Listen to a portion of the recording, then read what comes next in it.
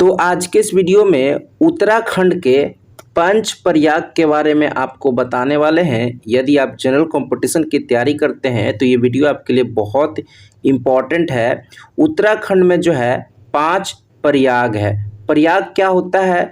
2 नदियों के संगम जहाँ पे होती है उसी को प्रयाग कहा जाता है। और उत्तराखंड में 5 प्रयाग जो है बहुत ही प्रसिद्ध है सभी तरह के कॉम्पिटिटिव एग्ज़ाम के लिए। तो चलिए शुरू करते हैं। और जैसा कि आपको पता होना चाहिए कि उत्तराखंड में 4 धाम है। क्या है? 4 धाम है, जिसका नाम है यमुनोत्री, गंगोत्री, केदारनाथ और बद्रीनाथ। ये पूछा जाता है कि 4 धाम जो है किस राज्य में है? तो उत्तराखंड में है। और वो 4 धाम निम्नलिखित में से कौन है, कौन नहीं है, इस तरह से करके भी क्वेश्चन पूछा जाता है। तो याद रखेंगे, बद्रीनाथ, केदारनाथ, गंगोत्री और यमुनोत्री, ये चारों धाम जो है उत्तराखंड में है। सबसे पहले बात करते हैं बारी बारी से, है ना, प्रयाग के बारे में बात करते हैं। तो एक है आपका, है ना, बद्रीनाथ। बद्रीनाथ से जो है एक नदी निकलती है जिसका नाम है अलकनंदा। क्या नाम है? अलकनंदा नाम है। और इस बहते हुए अलकनंदा में एक नदी आके मिलती है धौली गंगा, है ना। अलकनंदा में जब धौली गंगा आकर मिलती है तो विष्णु प्रयाग कहलाता है ना। इन दोनों नदियों के संगम स्थान को विष्णु प्रयाग कहा जाता है। तो आपको याद हो गया होगा कि जब अलकनंदा में जो है धौली गंगा आकर मिलती है तो इस संगम स्थान, दोनों नदियों के संगम स्थान को विष्णु प्रयाग कहा जाता है। उसके बाद फिर अलकनंदा जो है आगे बढ़ती है ना। अलकनंदा आगे बढ़ती है तो इसमें एक और नदी आके मिलती है, नंदाकिनी नदी आकर मिलती है। देख रहे हैं, ये नंदाकिनी नदी है, ये आपका अलकनंदा में आकर मिलता है। तो अलकनंदा और नंदाकिनी नदी के संगम स्थान को नंद प्रयाग कहा जाता है। क्या कहा जाता है? नंद प्रयाग कहा जाता है। फिर ये अलकनंदा आगे बढ़ती है ना। और आगे बढ़ते हुए इसमें एक पिंडर नदी नामक एक नदी आकर मिलती है ना। देख सकते हैं, पिंडर नदी जो है आपका अलकनंदा में आकर मिलती है। तो अलकनंदा और पिंडर नदी के संगम स्थान को, इस स्थान को जो लाल कलर से आपका सर्कल कर रहे हैं, है ना, यहाँ पे एक कर्ण प्रयाग, एक प्रयाग का निर्माण होता है जिसका नाम है कर्ण प्रयाग। तो कर्ण प्रयाग कैसे बनता है? तो जब अलकनंदा में पिंडर नदी जो है आकर मिलती है तो कर्ण प्रयाग का निर्माण होता है।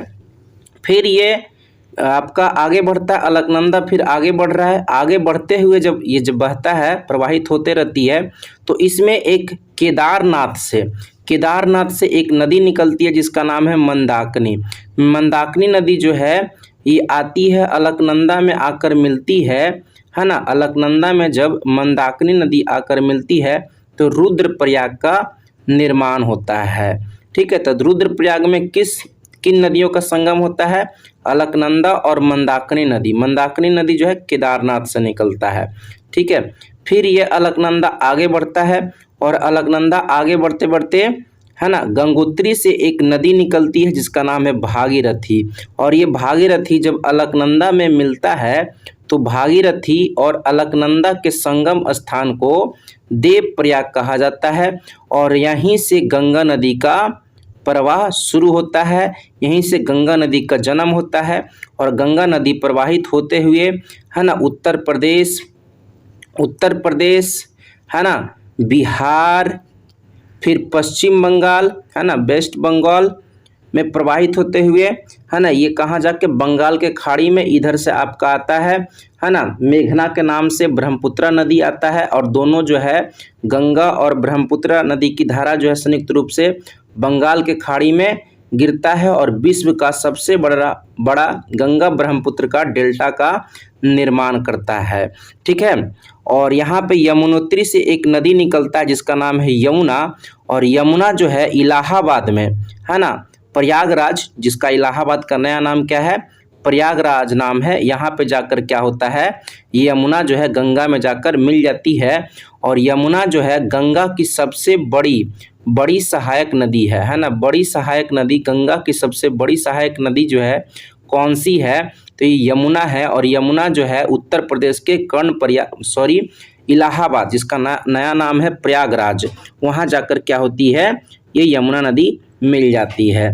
तो इस तरह से आप ध्यान में रखेंगे, ठीक है, पूरा कॉन्सेप्ट। और जैसा कि आपको पता होगा कि गंगा जो है भारत की सबसे लंबी नदी है और इसका लंबाई जो है 2525 किलोमीटर है ना। ये सब बात तो आपको पता ही होगा। तो इस तरह से आपका पूरा जो है पांचों प्रयाग के बारे में, उत्तराखंड के पांचों प्रयाग के बारे में बताया। नेक्स्ट वीडियो आपके लिए कुछ ऐसा ही बहुत ही इंपॉर्टेंट वाला लाएंगे, तो चैनल को आप लोग सब्सक्राइब करेंगे, है ना। थैंक यू, मिलते हैं नेक्स्ट वीडियो में।